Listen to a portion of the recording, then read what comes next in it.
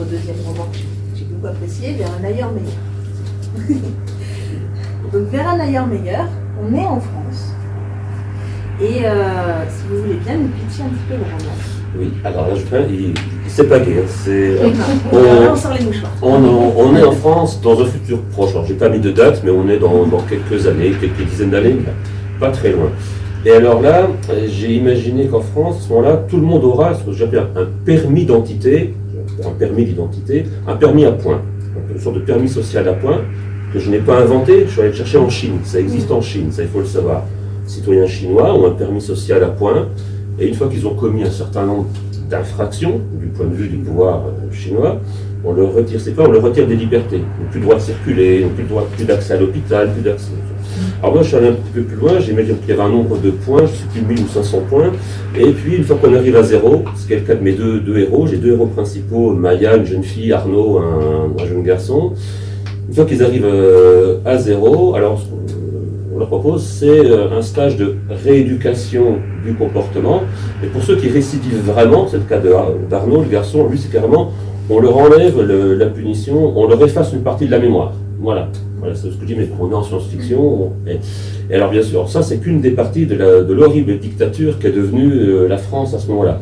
Il y a aussi un mur qui sépare le nord du sud de la France. Ce mur, je ne l'ai pas inventé, des murs, des gens construisent partout. Je me suis inspiré de celui qui existe par exemple entre le sud des États-Unis et le Mexique, mais il y en a d'autres, hélas, et celui-là peut-être le plus impressionnant, mais il y en a d'autres partout. Il y a un mur qui sépare ces deux zones. La majorité de la population s'est rassemblée autour du Paris du futur, qui est devenu, et autour de la couronne parisienne, il y a plein de périphériques qui sont en fait d'immenses bidonvilles, qui sont eux-mêmes entourés par des montagnes de décharges, parce que tous ces gens rassemblés là produisent énormément de déchets, qui sont évacués par des engins volants dans d'immenses décharges, et donc en fait, presque toute la zone nord autour de Paris, c'est devenu une immense décharge, et la zone sud, on ne sait pas trop, c'est devenu une sorte de désert, parce que l'effet du réchauffement climatique, tout le sud de la France était désertifié. Voilà. Mais pour les gens qui voudraient fuir cet enfer, eh bien, il y a l'espoir d'un ailleurs meilleur qui serait où? De l'autre côté de la Méditerranée, parce qu'il paraît que là, dans ces pays d'Afrique, du nord de l'Afrique, il y a des oasis, et des oasis de liberté. Et donc, vous comprenez, j'ai juste inversé la réalité d'aujourd'hui, où ce sont les gens des pays du Sud qui, pour tout un tas de raisons horribles qu'on connaît, sont forcés à l'exil. Et le sujet de ce livre, voilà, c'est l'exil forcé, c'est l'émigration forcée.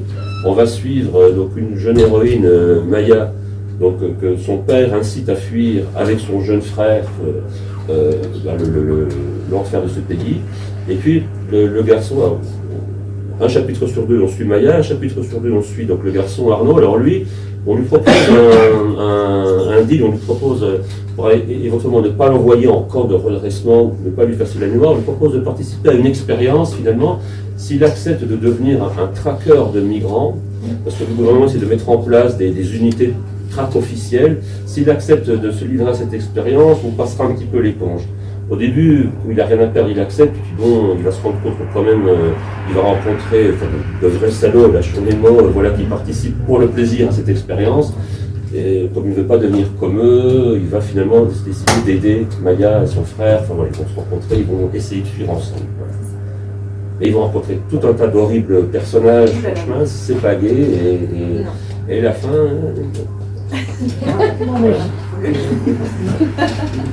le lire. Donc du coup, pour en revenir on va revenir sur le roman. Donc là, pour le coup, les humains ne font pas le choix de quitter la Terre. On est beaucoup plus dans ce qui se passe actuellement. Hein. On suit, on est là. Et on va survivre comme on peut. Donc on est dans un schéma où on a une société qui va se réorganiser. Et finalement, c'est un schéma que j'ai retrouvé dans pas mal d'autres romans. Ou qu'on peut retrouver dans d'autres films, par exemple, c'est des adaptations hein, souvent, mais on a cette construction un peu, comme on dit, concentrique. On a ce cœur très riche, donc cela c'est le cœur de Paris finalement, qui a encore un peu de végétation, qui est très riche, très confortable, et on a toutes ces ceintures périphériques autour qui sont plus on s'éloigne, plus c'est beau. Et j'ai trouvé intéressant parce que du coup, ils sont par contre, il y a quand même beaucoup de technologies, malgré tout, même dans la périphérie. Oui. Ils sont quand même pas non plus à l'âge de pierre, ils n'ont pas régressé au niveau technologique. Mais juste, ils sont complètement délaissés, ils sont complètement appauvris et ils survivent dans le monde finalement. Et c'est un schéma que j'ai retrouvé aussi dans le roman de Pierre Bordage, Arcane, où on a cette société qui a régressé justement à cause de la technologie. Finalement, la technologie, ça fait un peu un espèce de gros bug. Et à force de ce gros bug, en fait, ils se retrouvent un peu dans une société féodale et moyenâgeuse. Et avec cette construction pareille d'une cité concentrique, on a ce centre très riche, et puis on a ensuite des étages. On descend, et plus on descend, plus on est pauvre, et plus on est délaissé.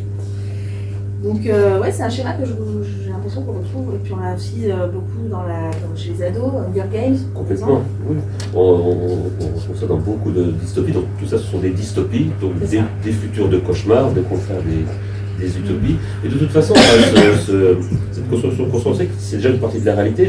Je n'ai pas inventé qu'au cœur de Paris vivent quand même des gens plutôt aisés et qui vivent plutôt bien, et que plus on s'éloigne vers les banlieues, il y a quelques exceptions, il y a quelques banlieues où il y a aussi quelques très très riches, mais enfin globalement, voilà, les plus pauvres sont relégués toujours de plus en plus loin, C'est ce que j'allais vous dire, finalement, c'est même dans votre roman, ils sont délaissés, mais ils ont quand même de la technologie. C'est un peu comme on a l'impression, nous, en province, vous voyez, on est un peu en campagne, on n'est pas dans une grande ville. On a l'impression que finalement, quand on écoute le pouvoir politique et les décidants parler, ils existent que eux, à Paris, et puis nous, on n'existe pas, c'est en province. C'est très français, parce que depuis la Révolution, même avant, on a voulu centraliser le pouvoir, ce qui n'était pas une mauvaise idée au départ, moi ça, je pense sincèrement, mais on a subi des effets pervers aujourd'hui. Voilà, oui. Et ça, on retrouve un petit peu partout, parce que dans la plupart des pays, voilà, les pouvoirs se sont accumulés dans la capitale, enfin du moins dans certaines grandes villes, et puis le reste, si on parle des États-Unis, vous avez New York, vous avez Los Angeles, et entre les deux, ma foi, je caricature à peine, mais... Voilà. C'est un peu ça, clairement. Et du coup, dans cette société qui se réorganise dans notre roman, donc on parlait, il y avait quand même des grosses avancées technologiques, parce que finalement, il y a ce fameux permis d'identité, mais là on pousse très loin quand on dit il y a ce fameux reset de la mémoire. C'est hyper poussé et c'est ah ben je suis d'accord, c'est fait pour, mais ça, moi, je suis très fasciné. Alors, c'est pas directement le sujet, mais ça m'a été un peu inspiré par ça. Moi, je suis fasciné par le mouvement transhumaniste. J'ai pas d'avis pour ou contre sur le. Voilà. Des gens qui cherchent à réfléchir à la prochaine étape de l'humanité. En gros, c'est tous les milliardaires de la Silicon Valley, les patrons d'Amazon, d'Apple, de Facebook, tous ces gens-là investissent des milliards et des milliards, vraiment, pour essayer de construire l'homme de demain. Ils s'intéressent aux neurosciences, ils s'intéressent aux sciences du cerveau, ils veulent maîtriser le cerveau. Leur grand projet, c'est de nous rendre immortels, de se rendre déjà eux-mêmes, je pense, eux avant les autres, immortels. Et la façon qu'ils ont imaginé, c'est de se dire, voilà, on va vraiment modéliser notre cerveau, pour un jour pouvoir, quand on sera très très âgé, quand on pourra avoir notre fin arrivée, transférer notre personnalité, nos souvenirs, enfin tout ce qu'on a dans la tête, transférer dans une machine, et puis pourquoi pas après le retransférer dans un autre cerveau ou dans un mélange d'homme-machine, etc. Donc ils travaillent sur tout ce qu'on a dans la tête, ils travaillent sur ce qu'on a dans la mémoire, ils vont assez loin déjà. Et je pense que les techniques qu'ils sont en train de développer dans tous leurs laboratoires, je ne serais pas surpris, je n'ai pas trop suivi l'affaire, mais je ne serais pas surpris que d'ores et déjà, ils soient capables de mettre au point des techniques d'effacement de certaines zones du cerveau, de la mémoire, ou de... Je pense que ça, on est déjà plus dans la science-fiction. Oui. Voilà. Et après, en revanche, un romancier de science-fiction se pose la question, qu'est-ce qu'on fait à partir de ça? Parce qu'on sait, hélas, ça c'est une des autres leçons de l'histoire, dès qu'une technologie existe, on peut l'utiliser pour tout et n'importe quoi, pour tout et son contraire. Donc voilà. Donc qu'est-ce que ces super milliardaires qui sont en train finalement de décider de notre avenir, avec leur vision du monde, finalement, qu'est-ce qu'ils vont déclencher en faisant ça? Parce que c'est pas des monstres, ils n'ont pas des mauvaises intentions, ça j'y crois pas non plus, mais ça va bien finir par leur... Non, mais c'est pas des fous non plus, mais finalement, ça, est-ce que ça va pas leur échapper parce que l'enfer est pavé de bonnes intentions. Voilà. Si je peux me permettre, l'effacement de la mémoire, on la retrouve dans certaines maladies quand même. Et alors, déjà, de toute façon, Donc c'est comme, naturellement, hélas, si on va plus loin, hélas, c'est peut-être vous. Voilà, tout à fait. Et sans, voilà, mais là, hélas, on n'est plus dans la se dit fiction. sans, enfin, sans le voilà, il n'y a pas quelqu'un qui décide vous voyez, le pouvoir que ce serait qui déciderait de ça, Qui déciderait si le jour où ces machines, cette technologie existe vraiment. Alors, dans des sociétés encore où il y a des garde-fous, comme la nôtre, je dirais on serait à l'abri de ça. Je ne sais pas, imaginez en Russie, imaginez avec un Vladimir Poutine, imaginez le rêve que ce serait pour ce genre de tyran d'avoir ce genre de technologie, pour leurs opposants. Déjà, bon, pour l'instant, on les envoie au goulag, on les fait disparaître, on les empoisonne, c'est pas mieux. Non, mais alors là, ce sera encore plus simple. Un opposant politique, eh ben, hop, on lui efface la mémoire, et puis voilà, et on le reconstruit, on lui remet ce qu'on veut dans la tête. Parce que sur certains âges, je pense qu'on essaie de capter des souvenirs. Ah ben voilà, donc ça ne m'étonne pas, je pense qu'on travaille. Alors, on travaille déjà là-dessus, mais oui, pour comprendre le fonctionnement du cerveau, pour justement pour soigner, je pense, pour lutter contre Alzheimer ou Parkinson ou ce genre mais pour paraphraser Paul Valéry, l'homme sait ce qu'il fait, mais ne sait pas ce que fait ce qu'il a fait. Ah, c'est ça. Tout est dit. On peut aussi faire effacer la mémoire par certaines substances. Oui. On n'a pas besoin de technologie.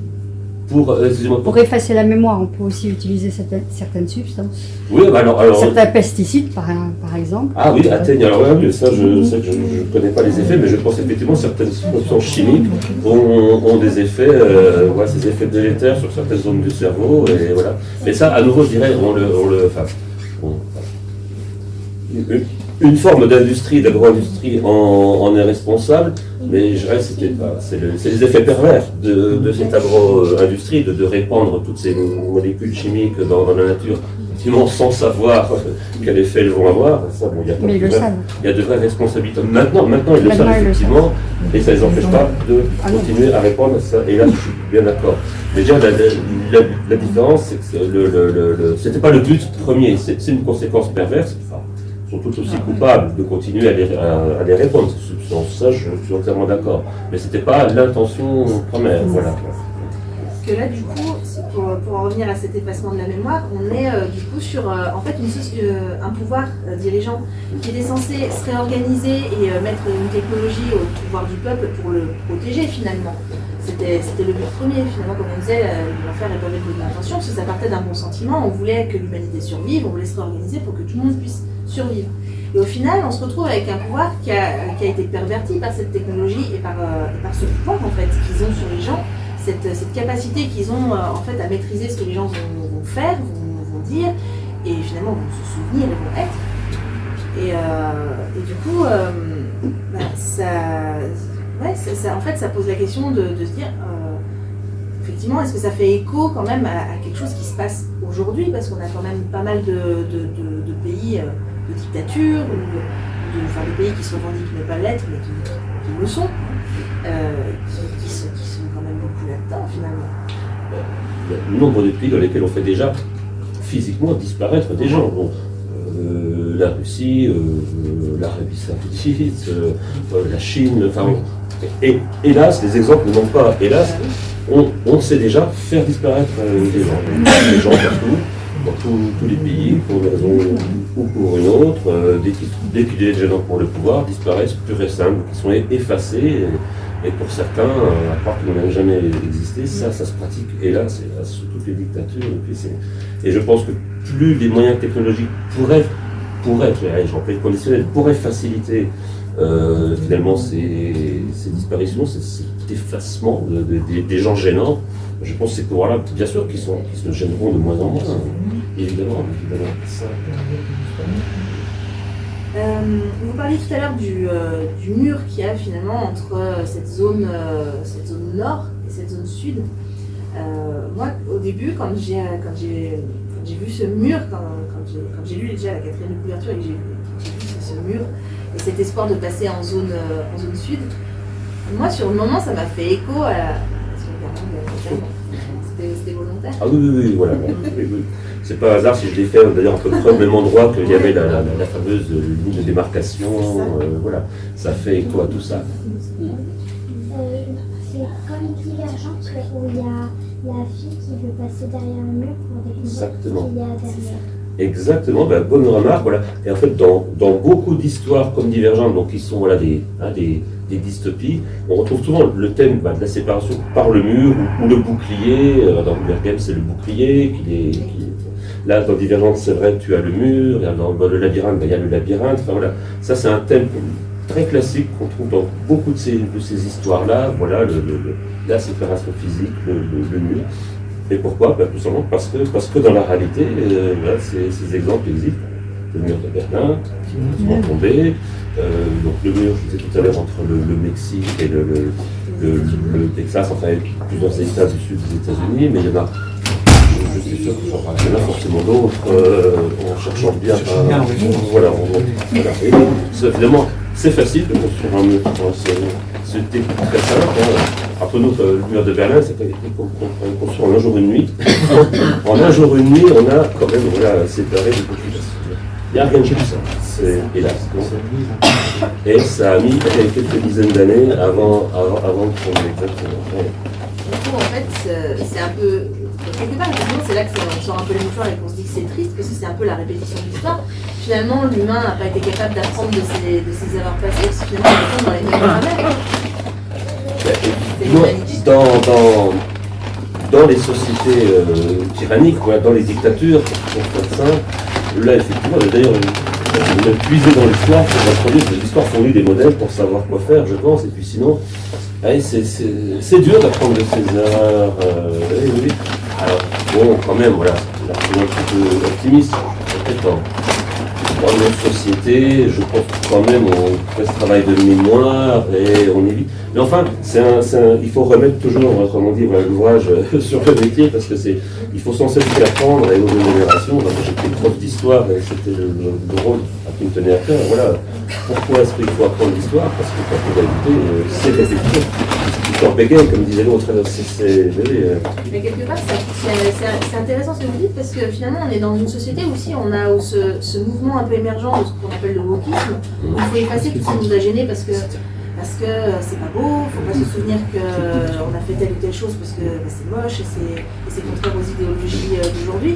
Finalement, en fait, c'est dangereux quand on pense. Ce mouvement, ça part d'un consentement aussi parce qu'on veut dire non, on arrête parce que c'était pas beau, mais en fait, de ne pas s'en souvenir, ça permet d'oublier et de recommencer. Exactement. Et puis voilà l'exemple type d'un mouvement qui part d'une très bonne intention, condamner les erreurs du passé. Mais alors, si c'est en les effaçant, si c'est en les oubliant, cette condamnation qui va se retourner contre elle-même, puisqu'effectivement, on va les reproduire. Et surtout, ce mouvement wokisme, donc les éveillés, sont en train de virer, alors je suis désolé, je peux démorphore au fascisme, une nouvelle forme de fascisme, parce qu'ils retirent des bibliothèques aux États-Unis au nom de ce mouvement tous les livres qui leur paraîtraient un petit peu gênants. Il faut voir des fois les j'ai vu ça, j'étais choquée. Des listes, parce que ça peut choquer aujourd'hui certaines personnes, certains textes. Ils ont retiré, par exemple, je ne sais pas si vous savez, ce chef-d'œuvre de la bande dessinée Maus d'Art Spiegelman, c'est une bande dessinée sur la Shoah. C'est un chef-d'œuvre absolu. Mais ça peut choquer certaines personnes, donc ça a été éradiqué de nombreuses bibliothèques au nom de enfin, voilà. Sur certains campus dans les universités américaines, voilà, ils réussissent à faire virer des profs parce que dans leurs cours, ils vont dire des choses qui vont choquer certains étudiants un peu trop fragiles parce qu'ils vont faire référence à l'esclavagisme, à la Deuxième Guerre mondiale. Non, mais c'est devient totalitarisme intellectuel quand même. Et c'est un pur totalitarisme intellectuel, c'est une forme de fascisme parce qu'ils interdisent, ils interdisent la pensée, ils interdisent simplement la transmission de l'histoire parce que ça les choque. C'est pas pour les plus extrêmes. C'est ahurissant. On se retrouve à la même période qu'à la Jésus. Et c'est tout à fait, c'est une forme d'inquisition où ces gens décident de ce qui est bon, mauvais, de ce qu'il faut, exactement. Mais le pire, c'est que tout ça part en partie des universités américaines. C'est ça, moi, qui me sidère dans ce mouvement. Ça part pas, on pourrait dire, finalement, on en rirait peut-être, enfin, si ça partait de quelques sectes de cinglés, etc., ça part d'étudiants d'universités américaines. C'est fort. Donc de gens qui vont peut-être avoir de sacrées responsabilités bientôt dans quelques années. S'ils ont déjà dans la tête ces réflexes de savoir ce qui est bon finalement pour les autres et ce qu'il faut interdire, commencer par déboulonner des statues, les statues de Christophe Colomb, parce que c'était un horrible colonisateur, oui, bon, d'accord, il a fait d'autres choses, mais au lieu de discuter l'histoire, au lieu de dire oui, voilà qui était telle personne, voilà ce qu'il a fait en bien, voilà ce qu'il a fait en mal, rappelons-nous, l'histoire ça sert à ça. Ça sert juste à rappeler, voilà, toutes les facettes des individus. Non, là, on les efface, comme ça on n'en parle plus et tout va bien. Mais quand on est intelligent, plus on interdit et plus on cherche à savoir, monsieur. Alors du moins, c'est ce qu'il faut espérer. Cela dit, en ce moment, il y a un contre-mouvement, parce que je suis pas pareil de l'affaire de très près, mais je commence à lire à gauche, à droite, que là, ça y est, aux États-Unis, ils en ont quand même un petit peu marre. Il y a un contre-mouvement pour dire non, stop, attends, arrêtez un petit peu le délire. Mais enfin, je n'ai pas de statistiques comme ça, mais ce mouvement du wokisme a pris quand même une sacrée ampleur. Oui, ça a pris une ampleur assez phénoménale. Enfin, moi, je sais que en tant que maman, je me suis déjà fait entendre dire que c'était honteux que je montre certains dessins animés Disney à ma fille parce que du Disney. Et on parle de Disney. Ah, oui, et que je racontais pas les bonnes versions des contes de fées à ma fille parce que on m'a clairement dit oh, la belle au bois dormant, mais c'est un viol que tu racontes à ta fille. Appropriation culturelle. Et puis c'est poser des images comment dire d'adultes sur des histoires d'enfants. Les enfants ne voient pas la même chose que nous non plus. Quelque chose qui va sembler anodin, un baiser, le baiser d'un prince à une princesse endormie, c'est anodin, c'est mignon pour un enfant. Et là, on a des adultes qui vont crier au viol. Oui, mais c'est l'esprit pervers de David. C'est ça, c'est la démontre bien ce que peuvent avoir dans la tête de tordus. Ah oui, mais c'est effrayant. Et en plus, effacer une histoire comme ça, c'est effacer l'histoire d'une civilisation. C'est nier tout ce qui a pu effectivement se passer. Et donc finalement, la prochaine étape, ce serait quoi? De réécrire l'histoire. C'est du pur révisionnisme dans le plus mauvais sens du terme, parce que je pense que voilà, ils vont pouvoir réécrire l'histoire comme ils auraient souhaité qu'elle se soit passée. Or, l'histoire, elle est ce qu'elle est, avec tous ses mauvais côtés. Puis si on ferme les yeux là-dessus, c'est comme vouloir faire l'autruche et se dire ça n'a pas existé, donc c'est terrible. On a le droit d'avoir honte d'une partie de l'histoire. En plus, bon là, comme on disait, c'est un mouvement qui est parti des universitaires américains. C'est vrai que l'histoire américaine elle est violente, elle s'est toujours poursuivie dans le sang et dans la violence, mais comme la nôtre. Et du coup, c'est vrai qu'il y a une part de culpabilité. On a l'impression chez eux de se dire c'était des gens qui sont venus coloniser, qui ont massacré les habitants qui étaient sur place. Bon, on peut l'entendre ça, mais de là, tout est passé, c'est... Alors qu'il suffirait, nous on s'est engagés comme dans cette voie, voilà, certains de nos dirigeants ont reconnu les responsabilités de leurs prédécesseurs, et on ne cache pas, dans nos musées, alors on va ajouter des explications qui manquaient effectivement. Si pendant longtemps on a eu une vision un peu trop restreinte et orientée de l'histoire, aujourd'hui, voilà, et ça c'est tout le travail de nos historiens, font que aujourd'hui on donne plus d'explications. On dit voilà, attention, il y a une autre facette, c'est passé ça aussi, et voilà. Et évidemment on n'efface pas, on ne censure pas, parce que voilà, c'était de la pure censure totalitaire, fasciste, enfin. Mais voilà. Et évidemment que c'est la pire des voies dans lesquelles les monarchies s'engagent. Du coup, avec ce mur, on a aussi cette inversion à ce moment-là des rôles, comme vous disiez, du flux migratoire. Aujourd'hui, on a tout cet Occident qui se plaint de ce flux migratoire qui vient du Sud. Et là, on a l'effet inverse. On a cet État totalitariste qui met tellement la pression et qui effraie tellement. Finalement, on a des gens qui fuient vers le Sud. C'est devenu le nouvel Eldorado des gens libres. Vers le sud. C'est assez ironique et puis c'est beau en fait. C'est voilà, je pense amuser d'inverser complètement la réalité et puis de montrer de toute façon c'est pas l'avenir ce que nous réserve, et savoir si un jour nous-mêmes, nos descendants, n'auront pas de leur point de vue intérêt de voilà, s'exiler là où ça se passera là où l'avenir sera meilleur. On ne connaît jamais Ça l'avenir. commence bien. C'est de l'Est maintenant. Et exactement, la totalité nous montre que et voilà, finalement les gains sont supplémentaires, c'est imprévisible de toute façon. Et donc, oui. Et c'est vrai que je suis pris un malin plaisir à montrer qu'on n'est pas tout ça. Et puis, parfois, c'est tout ce que je souhaite pour l'avenir de l'Afrique, quand on se développera vraiment quelque chose dans le bon sens, et que ce sera un vrai oasis, un vrai Eldorado, un vrai, je sais pas comment l'appeler, mais oui. Et est-ce que quelque part, du coup, avec ce procédé de migration, parce que du coup, on va avoir Maya qui va fuir, qui va essayer de passer ce mur. Vous l'avez dit, on ne va pas détailler, parce qu'il faut vraiment que vous le disiez, il est vraiment bien. Mais vraiment, j'ai beaucoup aimé parce qu'elle va. Moi, je me suis beaucoup attachée à ce personnage. Je vous l'avais expliqué, donc moi, je me suis vraiment. Ouais, je me suis apparentée à elle, je me suis vue en fait dans la situation où je pourrais être si je devais faire la même chose et fuir avec mon fils en fait, fuir avec mes enfants. Si je devais sauver mes enfants, en fait Maya, pour dire juste au départ du roman, on lui propose ce fameux deal, comme elle a perdu ses points sur son permis d'identité et qu'elle n'est pas récidiviste, on va lui effacer un petit bout de sa mémoire. Alors on lui a dit c'est pas grave, t'as 17 ans, on t'enlève 7 ans. Mais 7 ans, c'est énorme quand on a 17 ans. Et 7 ans, ça correspond à l'âge de son petit frère en fait. Et c'est elle qui a la charge de s'occuper de son frère. Donc si on lui enlève 7 ans, on lui enlève son frère en fait, elle s'en souviendra plus. Donc elle veut fuir pour se souvenir de son frère, pour continuer à être avec lui. Moi je me suis dit, mais si un jour on devait mes enfants, que je devais fuir avec pour les sauver, je me suis complètement identifiée au personnage et j'ai vu les difficultés, j'ai galéré avec elle, j'ai souffert avec elle pour passer ce mur et je me suis demandé aussi si vous ne vouliez pas renvoyer un peu à la douleur et à la souffrance de ces migrants qui souffrent dans le sens inverse aujourd'hui justement, sensibiliser nos jeunes qui ne sont peut-être pas au courant de cette difficulté.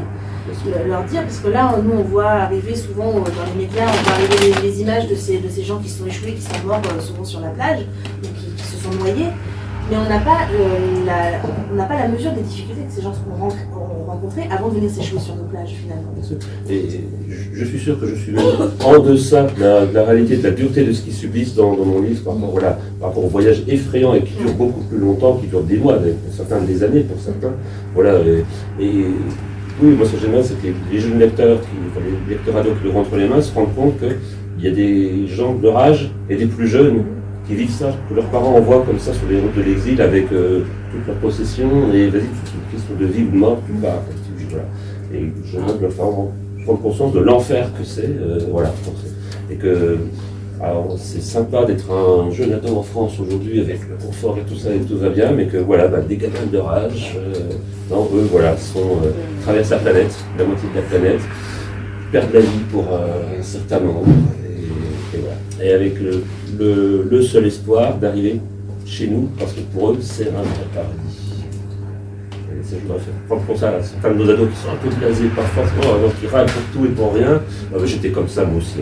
Je ne leur en veux pas, en fait, mais on va faire comprendre que maintenant, ouais, il y a des sacrées chances de vivre là où vous vivez, parce que c'est très peu de gens sur leur planète vivent aussi bien que vous.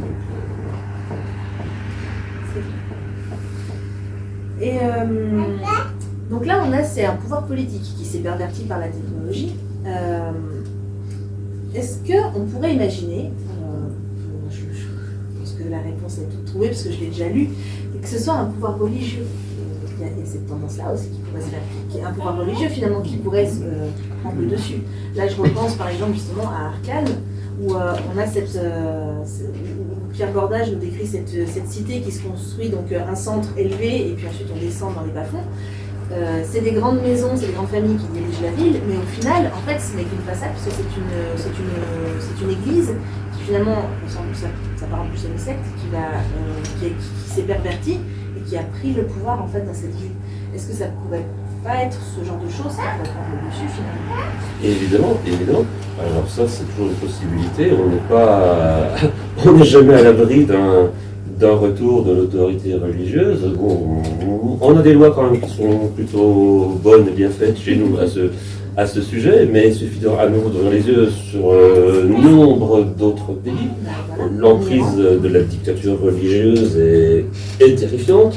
Alors déjà, surtout pour les femmes, surtout parce alors là, voilà, c'est une horreur, soyons clairs. Et puis enfin, pour beaucoup d'autres, etc. Oui, oui, non, mais bien sûr qu'on n'est jamais à l'abri. Le fait religieux revient en force par tous ces mauvais aspects, par tous ces mauvais côtés. Voilà, ça, je pense que vous apprendrez. Il suffit de voir un journal télévisé, quoi. Et voilà. Ce qui se passe en Iran, où ces femmes super courageuses en ce moment risquent leur vie et pour le droit simplement de se libérer du voile, quand d'autres ici clament le droit. Je vois la femme, c'est des choses assez paradoxales comme ça, mais bon. Alors là, je pousse encore un autre degré, un pouvoir politique qui se pervertit et qui se transforme en quelque chose d'un petit peu religieux. Vous l'avez dit un petit peu avec ce qui arrive aux femmes. Là, je pense par exemple à la Servante écarlate, où on a un pouvoir qui part d'un pouvoir politique qui se pervertit en quelque chose de presque religieux finalement, où on impose un dogme pour la survie de l'espèce en fait. Et ça vient en fait religieux. Pour revenir d'ailleurs, pour revenir sur le wokisme, c'est pas un hasard si c'est quelque chose qui est apparu aux États-Unis, où là, l'emprise et le retour de la religion, enfin d'une forme dévoyée de la religion, c'est énorme, parce que c'est au nom de valeurs religieuses qu'on va censurer dans les écoles certains programmes scolaires, qu'on va dégager des bouquins des librairies, etc. Et il faut se rendre compte, vu de France, on ne se rend pas assez compte de ça, c'est que dans tout le centre des États-Unis, donc si vous acceptez dans toute la façade est New York qui est très libérale et toute la Californie qui l'est restée aussi, dans tout le centre du pays, il y a un retour à une morale énorme, puritaine, religieuse, c'est effrayant ce qui se passe. Et l'emprise. Ils ont des musées justement où on démolit complètement la théorie de Darwin et où on explique justement que le monde s'est construit en 6 jours. Dans nombre d'États, ce sont ces congrégations religieuses et évangélistes, ouais, je cherchais le mot, qui réussissent à faire interdire dans les programmes scolaires l'étude de Darwin, l'étude, et qui imposent dans les programmes scolaires l'étude du créationnisme, donc la Terre créée en 6 jours, c'est 7 jours, c'est pas tout ça, et bien, voilà. Qui impose ça, c'est dans les programmes scolaires. Imaginez qu'en France, les responsables des programmes scolaires, il y ait le représentant du pape, les cardinaux et autres, attention, vous n'avez pas étudié ça, vous avez étudié ça. Et surtout, facilement, des choses aussi stupides que le créationnisme. Je sais parce que la Terre créée en 6 jours, pour croire encore sincèrement que ça s'est passé comme ça aujourd'hui, ça donne un bon Terry Pratchett, mais voilà, ça donne des fictions très amusantes,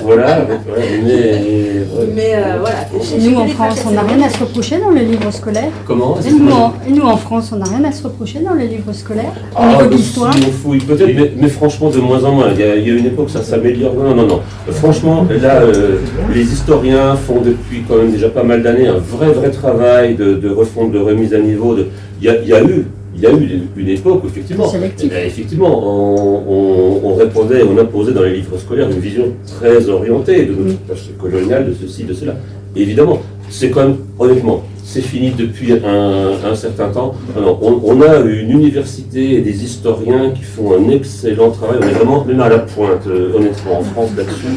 Vous ne trouverez plus rien à redire à la façon dont l'histoire du passé est transmise quand même maintenant à l'école. Alors que ça vienne d'individus, certains enseignants qui eux peut-être ont des idées, mais les programmes et je pense être fatigué, les manuels scolaires, il n'y a franchement plus aucun problème, plus d'ambiguïté là-dessus. C'est fini ce là.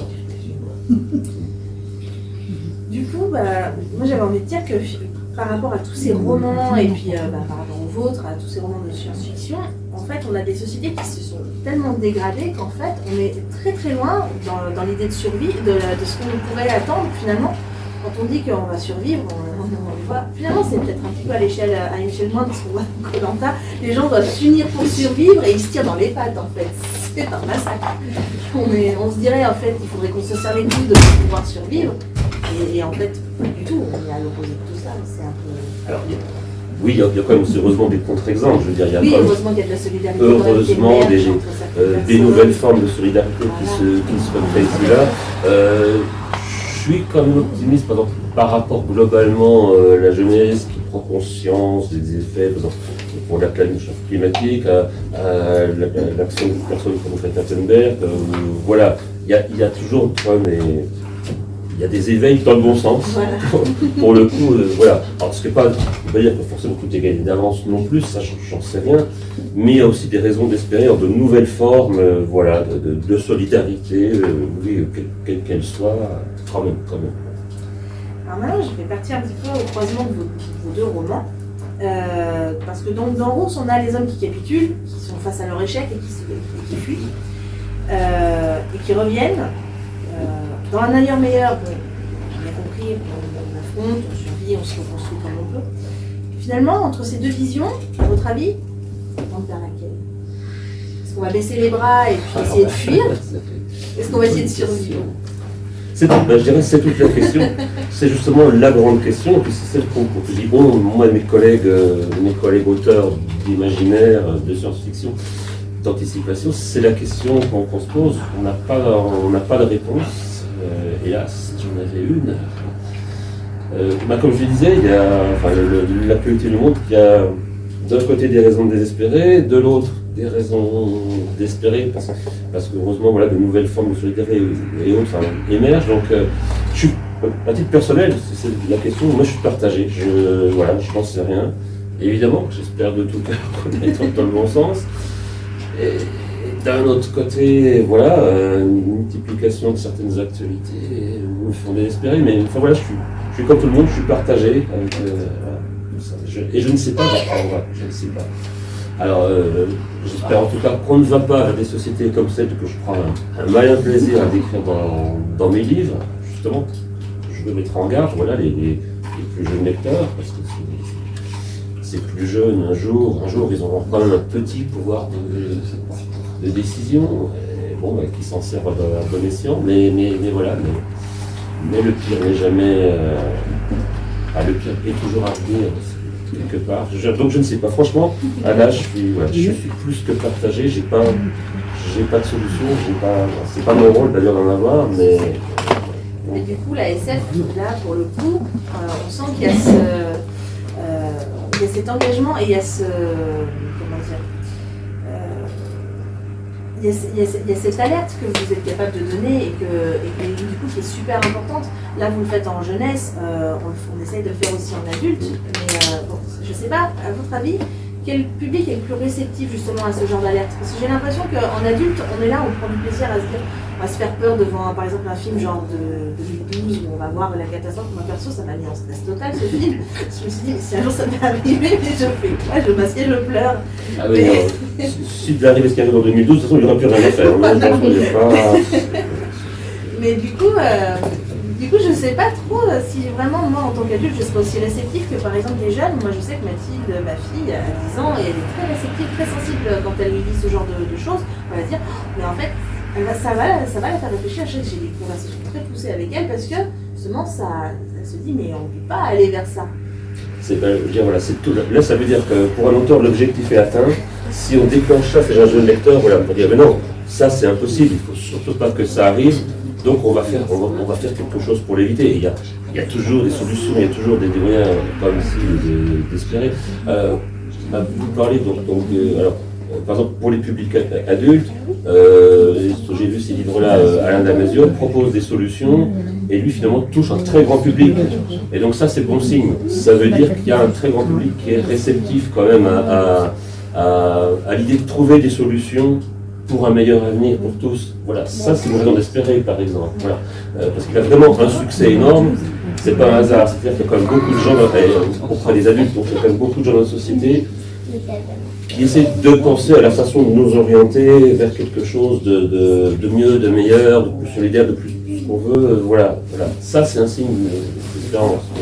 Mais le problème, est-ce que les dirigeants qui vont dans ce sens-là ou vont dans leur sens Ça, c'est toute la question. Et donc, du coup, ça amène peut-être à une autre question. Voilà. Qu'est-ce qu'il faut faire pour s'assurer de ne plus avoir ces dirigeants-là et d'en avoir d'autres? La question est ouverte. Mais alors là, qu'est-ce qu'on fait? Est-ce qu'on reste? Parce que c'est un peu les questions que pose Alain. Elle m'a dit, est-ce qu'on reste dans les limites de la légalité, de ce qu'il faut? Est-ce qu'on construit des modèles alternatifs? Mais alors avec ce qu'il faut passer par la violence? Parce que, bon, moi, à titre personnel, je suis clairement contre. Mais c'est une fois que j'ai dit ça, voilà. Oh, on est d'accord. Voilà, une fois que j'ai dit ça, je me heurte à une limite. Donc, et je me questionne. Je me questionne à titre, le citoyen à titre individuel, voilà. Justement, avec ce qu'on vit comme crise d'énergie, il y a eu un virage qui n'a pas été pris pendant très longtemps. C'est trop tard. On essaye de redresser la barre, c'est difficile. Et justement, est-ce que ça serait pas un signal d'alerte qu'eux pourraient prendre en compte? Parce que nous, les gens lambda, on a compris ça. Voilà, exactement. Mais effectivement, quand on voit le peu enfin, on veut faire une métaphore, une fois, un gouvernement, c'est un petit peu comme le Titanic, c'est un petit peu comme ces grands travaux, quand il faut changer de cap, c'est tellement long que on finit par se prendre l'iceberg, quoi. Ah oui, là, sur la question de l'énergie, de toute façon, c'est lamentable. Enfin, excusez-moi, enfin, je ne vais pas rentrer dans les détails, voilà, on nous vend comme solution miracle la voiture électrique. Bon, c'est un désastre écologique à tous les points de vue, et qu'il faudrait rompre de modèle. Il faut surtout arrêter de penser bagnole à tout prix. Et d'un autre côté, c'est marrant, au sens, voilà, en zappant sur l'actualité à l'hôtel, seulement on regarde la télé, je m'aperçois, on programme un peu partout en France de faire disparaître encore plus de lignes de TER, parce que finalement ça coûte trop cher, donc toutes les régions vont en faire disparaître. Ok, on continue dans le modèle, tout le monde aura sa belle voiture électrique, un fric fou, et de toute façon, d'un autre côté on nous culpabilise, il faut prendre le train, donc on supprime toutes les lignes qui sont intéressantes. Voilà, donc non, on va... Au niveau de nos politiques, locaux, nationaux, régionaux, on voit que... Effectivement, la centralisation, parce que justement, elle fait faire en sorte que les gens soient déconnectés de la vie. Bah oui. Alors, à mon avis, je ne sais pas si j'ai remonté ça, c'est même pas tant c'est une partie, mais la centralisation, le fait que le pouvoir soit centralisé sur Paris, parce que bon, j'ose quand même espérer qu'aujourd'hui des gens les informent et qu'eux-mêmes sont connectés sur le monde, mais c'est surtout le fait que toutes nos élites gouvernantes sont issues des mêmes formations, de même certaines grandes écoles qui reproduisent toujours les mêmes schémas. Alors, même si là, moi j'ai été réjoui de voir les espèces de frondes, de révoltes qu'il y a eu chez chez les nouvelles cohortes d'étudiants qui ont refusé par exemple d'être associés à certaines grandes entreprises, qui ont refusé, je ne sais plus quelle grande école c'était, c'est arrivé il y a quelques semaines, les étudiants ont refusé que leur promotion soit associée à Total par exemple. Voilà. Donc je dis qu'à quelque part, chez les prochaines futures élites, il y aura peut-être une prise de conscience, mais alors le temps qu'ils arrivent aux manettes du pouvoir, est-ce qu'il ne sera pas déjà encore plus tard? Parce que là déjà, c'est déjà trop tard pour beaucoup de choses, soyons clairs. Oui, on continue à relâcher de plus en plus de ce atmosphère, on continue à être... Voilà, là où on nous fait peur, on va avoir tellement froid cet hiver que donc du coup, c'est un bon prétexte pour remettre en marche toutes nos centrales à charbon, etc. Parce que, justement, c'est le paradoxe. En Allemagne, ce sont les écolos qui brûlent le charbon.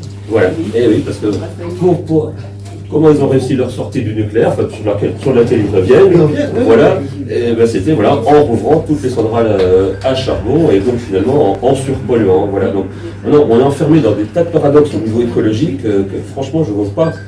La seule façon idéaliste de s'en sortir, c'est de rompre complètement, mais purement mais qui est prêt franchement? Et qui est prêt, même ici, à abandonner son confort? Et quand je dis son confort, son téléphone portable, c'est une horreur écologique, un téléphone portable, soyons clairs, mais c'est quand même bien pratique. Donc, qu'est-ce qu'on fait?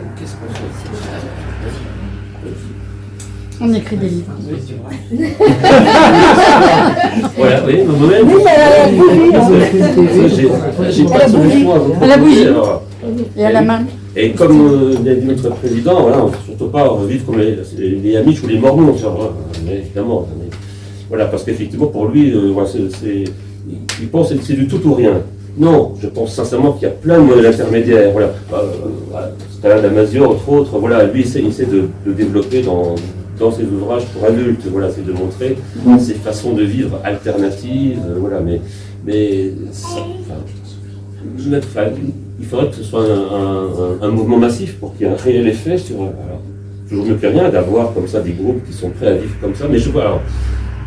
Alors, je vais être honnête, à titre personnel, je ne suis pas forcément prêt à abandonner mon confort, hein, j'y suis trop habitué.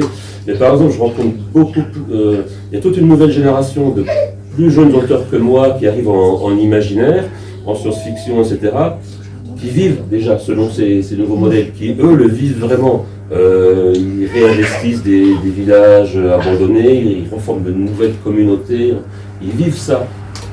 Moi, je vais être honnête, à l'âge que j'ai, je suis pas prêt à vivre comme ça, vraiment. Mais en revanche, à encourager tous ces modèles-là, et ça me réjouit de voir que j'ai de plus en plus de jeunes collègues qui l'écrivent et qui le vivent, ça. Ah, donc quelque part, je me dis, voilà, c'est pas... Voilà, non. Voilà. Ça a peut-être changé, mais il faudrait que ça arrive vite et plus. Moi, j'ai pas envie de revenir en arrière. Mais non, voilà. Je n'aime pas toute la nouvelle technologie. Mais maintenant, de toute façon, on vous demande. Il faut avoir un ordinateur, il faut faire tous les papiers par l'ordi, par-ci. Ça, c'est une aberration totale. Parce que je le dis, on nous oblige à faire des choses qu'on n'a pas envie. Alors qu'on revienne en arrière, moi là-dessus ça ne me dérange pas, ouais, mais ce sont parce que j'ai horreur de ça. Surtout que la numérisation à tout va, on nous vend ça pour les très mauvaises raisons. Pour des raisons écologiques, pour ça me fait doucement rigoler, il n'y a rien de plus énergivore que les data centers, les machins, c'est une horreur. Donc non, en plus on vous vend ça pour des mauvaises raisons. En plus, la raison pratique, quand on sait que ça n'arrête pas de c'est non, mais on voit ça pour toutes les mauvaises raisons. Voilà. Pour autant, voilà, j'adore la technologie, je suis content de vivre à l'époque où l'ordinateur existe, je serai capable de travailler sans mon ordinateur, mais le vendre, voilà, la numérisation, société numérique à tout va, c'est une aberration complète. Ah bon, on est bien d'accord. À aucun point de vue, aucun argument n'est valide pour imposer ça. Parce qu'en fait, on nous l'impose. De toute façon, effectivement, nous, on n'a pas le choix. Oui, mais c'est une aberration, parce qu'on n'est pas obligé d'avoir aujourd'hui faire tous les papiers. Est-ce que c'est pas la fin du Non, plutôt faire les papiers. Finalement, d'une forme d'humanité, mais après, c'est vrai, de quelle technologie on parle? Parce que finalement, nous, on dit une ère de comment je pourrais dire ça, de super technologie, de surtechnologie, de technologie à outrance, voilà, et qui dépasse nos vrais besoins. Donc, oui.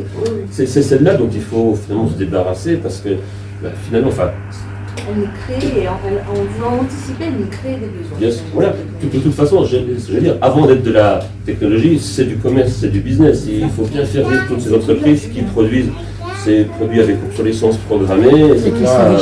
On sait très bien qu'on est engagé là-dedans depuis d'ailleurs très longtemps, mais on le sait tous, nos dirigeants le savent. Et on continue ce modèle-là parce que je pense qu'ils ont, je crois réellement, au-dessus de nous, ils ont peur, ils ont une trouille bleue que ce système s'effondre, parce que pour eux, je crois que c'est par peur qu'ils maintiennent aussi ce système. Bien sûr, les millions et les milliards que ça rapporte ici et là. Comment on lutte contre, contre ces enjeux financiers énormes, voilà, aussi toute la question. Est-ce que ça vous arrive d'être censuré dans vos livres? Alors, non.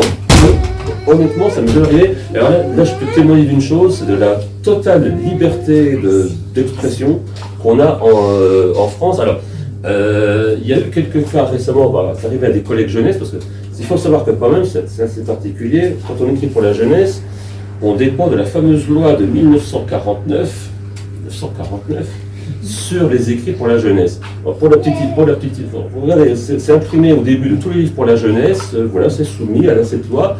C'est là qui dit qu'en gros, enfin je fais ça, il ne faut pas pervertir la jeunesse, il ne faut pas, etc. Honnêtement, si cette loi était appliquée strictement telle qu'elle est encore définie, la moitié des livres jeunesse n'existeraient pas. Mais quelquefois, vous avez certains partis, certaines sectes, certains personne qui l'invoque. Alors, le dernier grand scandale en date, c'était déjà quelques années, c'était un album jeunesse Tous à poil. Je ne sais pas si vous vous rappelez, Tous à poil. Un collègue jeunesse s'était amusé à montrer des animaux tout nus et puis des hommes tout nus, des hommes et des femmes tout nus pour montrer que voilà comme on est tous à poil. C'était le titre. Grand scandale, voilà, je ne sais plus quelle association commence à porter plainte au nom de cette fameuse loi de 1949. Résultat, publicité formidable pour le bouquin, pour l'édition, qui a cartonné comme jamais. Et puis, avec cet album à côté de moi sur les stands, les gamins sont morts de rire quand ils voient des animaux tout nus, des gens tout nus. Et je s'imagine un peu c'est dessiné de façon très naïve, etc. Voilà. Mais je développe il faut savoir d'où vient cette fameuse loi qui n'a jamais été abrogée, même si dans les faits, voilà, alors dans les faits, on ne s'enquiquine pas. Les éditeurs jeunesse nous laissent au contraire libres de tout aborder, et certaines fois même avec plus de comment je pourrais dire, voilà, tout simplement, et puis on va jusqu'au bout des choses, parfois même plus qu'en littérature adulte. Parce qu'il faut savoir pour la petite histoire, cette fameuse loi, en fait, pourquoi elle a été créée à l'époque, c'est le Parti communiste à l'époque qui s'inquiétait de l'invasion de la culture américaine en France. Ils ont vu débarquer tous les premiers comics américains, les histoires de super-héros. Superman débarquait en France. Et alors ça, le Parti communiste et puis Gadget, c'était vraiment ça, ils ne voulaient pas que cette culture débile de leur point de vue pervertisse notre jeunesse. Ce qui pouvait à la limite s'entendre à l'époque, je ne sais rien, même si non, c'était franchement déjà très exagéré comme point de vue. Mais voilà pourquoi la loi de 1949 sur l'édition pour la jeunesse a été instaurée. Mais moi, ce qui me pose question, c'est qu'elle n'a jamais été abrogée. Voilà. Alors, elle n'est pas utilisée, mais elle est là, et on revient à ce que vous disiez tout à l'heure. Et si un jour un gouvernement plus, arrive, il y a tout un arsenal là, tout à leur disposition pour peut-être faire interdire une grande partie de la littérature jeunesse. L'arsenal législatif, il est là. Voilà. Et quand on voit comme des fois ça fait sauter, ça fait monter au créneau justement certains politiques, juste un livre. Et oui, parce que de temps en temps, vous avez un de nos politiques qui fait son gros coup de com en tombant sur un ouvrage soi-disant licencieux ou que sais-je. Voilà. Alors pour la petite histoire, pour vous faire rire, la seule fois où on m'a demandé, on me demande toujours de changer des choses pour le bien de l'histoire, ça c'est différent. La seule fois où un éditeur m'a dit, je sais pas parce que je crois que c'est un des bouquins que j'ai dit par là, qui était peut-être tout à l'heure, non pas ici, le temps pour moi. La seule fois où on m'a demandé, alors, une petite histoire d'espionnage pour la jeunesse, les héros ont 15 et 16 ans, un frère et une sœur, ça se passe aux États-Unis. Bon, ça, pour vous situer. Plusieurs fois, il se trouve que plusieurs fois au cours de l'histoire, mes héros, au petit déjeuner, boivent du café. Mon éditrice, non, quand même, là ça me gêne. Là c'est gênant, à cet âge-là, boire du café, si on les faisait boire plutôt du chocolat chaud. Très bien, s'il n'y a que ça pour faire plaisir, on va mettre du chocolat chaud à la place. Par ailleurs, dans la même histoire, à un moment, ces adolescents de 15 et 16 ans doivent assassiner quelqu'un. Ce qui n'a pas gêné à aucun moment l'éditrice. Alors, si elle m'avait dit cette scène est peut-être trop violente, est-ce que peut-être tu ne pourrais pas trouver un autre moyen pour qu'il se débarrasse de cette personne? J'aurais réfléchi, j'aurais peut-être fait ça. Mais non, voilà, le seul point, vous voyez, qui l'avait gêné, c'était ça. Donc, pour dire, les éditeurs jeunesse, là-dessus, ils sont... il nous faut changer plein de choses pour la cohérence, pour la logique de l'histoire, mais de censure, non, je connais un cas. Il y a eu un cas, qui ne concernait pas, qui concernait une amie autrice, qui écrivait donc aussi de la science-fiction, mais ça remonte déjà à une bonne dizaine d'années. Je travaillais dans la même collection où je travaillais aussi. Elle s'est emparée d'un sujet assez difficile. Elle s'est emparée avant que les grands scandales qu'on connaît actuellement arrivent. Elle parlait de la pédophilie dans l'Église. Donc quand même, sujet assez sensible. Elle y allait un peu frontalement, mais sans. Alors j'avais lu l'extrait en question. Il y avait un extrait, alors je ne sais plus quelques lignes dans son texte, que là vraiment, l'éditeur a clairement censuré. Elle a dit non, ça c'est quelques lignes, moi je ne les publierai pas. Et alors il y avait une sorte de... Je ne sais plus comment elle s'en était tirée, elle avait fini par dire de toute façon, l'éditeur a tous les droits. Hein, je veux dire, si vraiment l'éditeur, pour une raison qui lui est proche, refuse votre texte ou une partie du texte, il en est, de toute façon, quand on signe un contrat avec lui, il en devient propriétaire. Donc, s'il veut bloquer une diffusion d'un livre, il le peut. On l'a encore vu récemment avec le fameux dictionnaire dans lequel il y avait une entrée sur Bolloré, le milliardaire, etc. Et comme le bouquin devait paraître, ce dictionnaire devait paraître dans une maison d'édition, il l'a fait interdire. Voilà. Bref, un éditeur à ce point-là. Voilà. Ça pour vous dire. Mais gars, pour vous dire qu'en jeunesse, je connais qu'un seul cas où l'éditeur, c'est même la seule fois à ma connaissance où là, ma collègue autrice a été convoquée, enfin invitée à venir rencontrer le grand patron de la maison d'édition, ce qu'on ne fait jamais. En fait, on travaille avec des directeurs de collection, mais les patrons des maisons d'édition, on ne les connaît pas en réalité. Là, elle a été invitée à rencontrer le grand patron. C'est-à-dire c'était un groupe qui s'était construit sur la presse catholique. Donc bon, mais c'était vieux déjà. Mais bon, là, le grand patron a dit non, nous, avec notre histoire, ça, ce bref passage, c'est quelques lignes où, honnêtement, je les avais lues à l'époque. Moi, je n'avais rien vu de choquant. Je ne sais même plus exactement ce qu'elle abordait, mais enfin, elle dénonçait vraiment concrètement. Et, alors, je ne sais plus si elle assimilait, voilà, la plupart des je ne sais plus comment c'était tourné honnêtement. Mais voilà. Bref, là, il y a eu, oui, les choses par le nom, censure. C'était clair. Si elle voulait garder le texte tel quel, le livre n'était pas publié. Voilà. C'est le seul cas dire que quand vous écrivez, vous restez. C'est pas vos idées profondes qui ressortent. Alors si, honnêtement, enfin, pour ce qui me concerne. Parce que vous êtes limité, aussi bien en politique, non, justement, en religion. Ou... Moi, je lis pas vos livres. À titre. Non, mais c'est bon.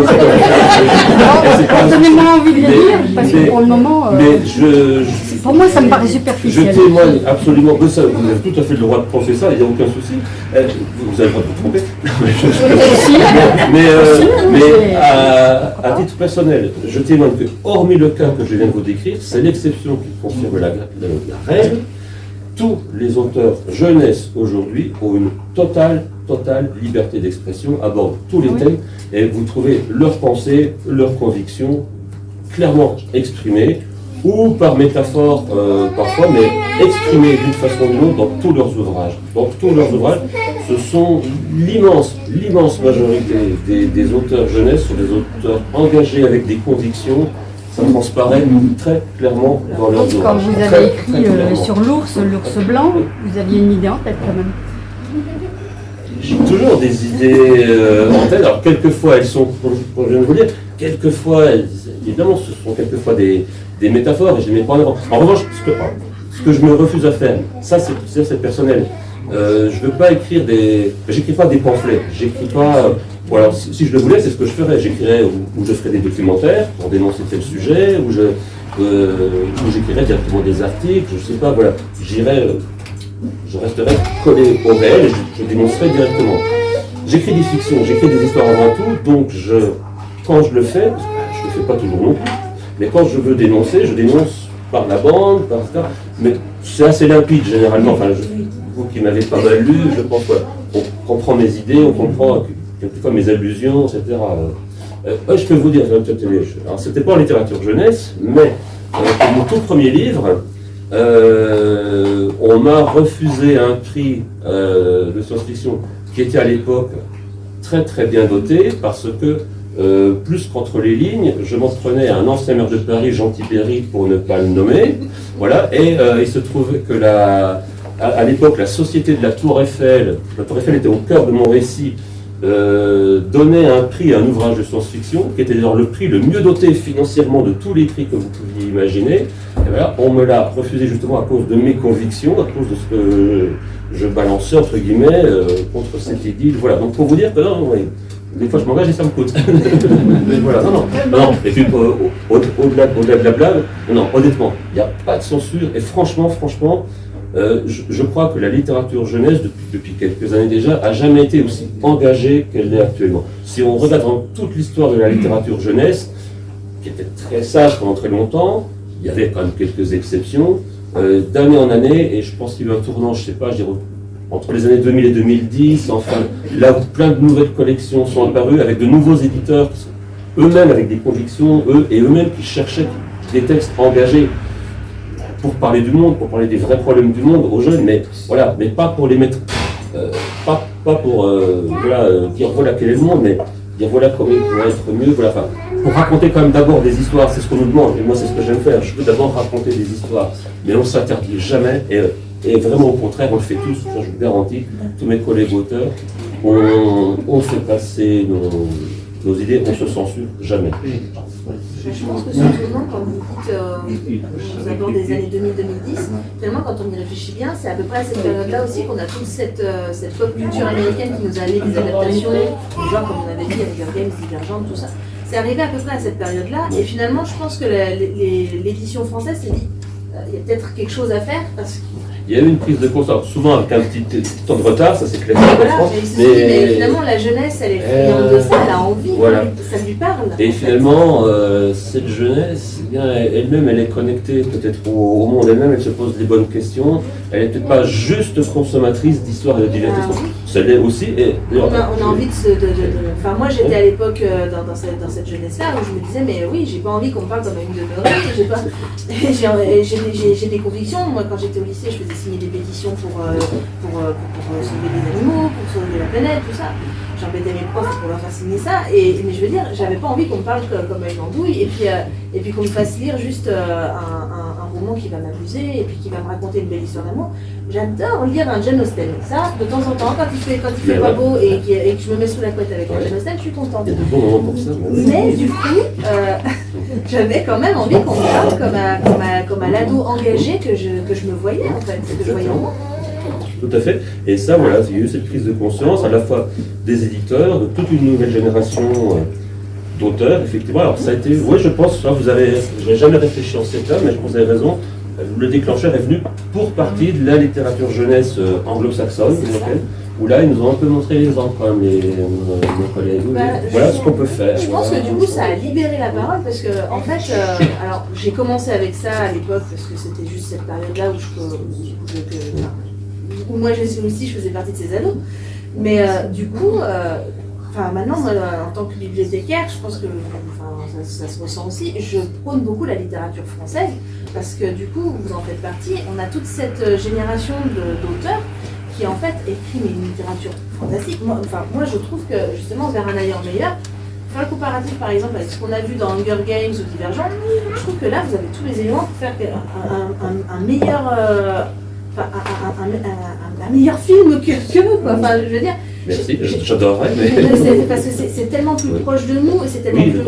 En fait, parlant, quoi.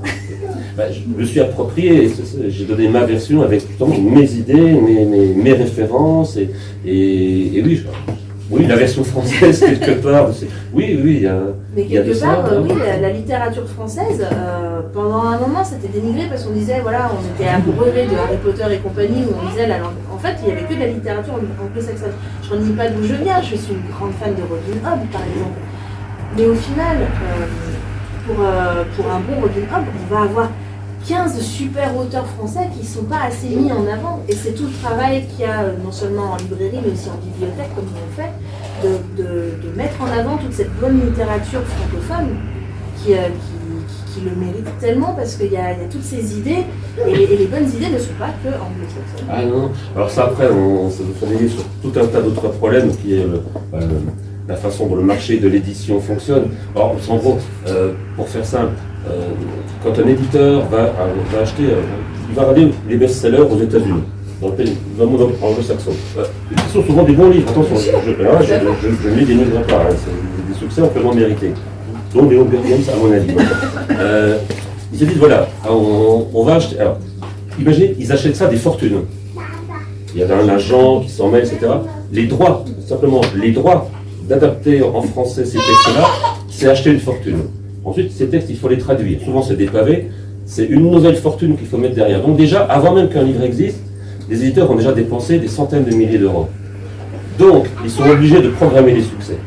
Donc, ils sont obligés d'en imprimer énormément, de s'assurer de mettre un peu la pression sur les services de distribution pour qu'il y en ait des piles partout, et d'investir encore dans de la pub. Ils sont condamnés au succès. Vraiment, parce que sinon, c'est de trop grosses pertes pour eux. Voilà.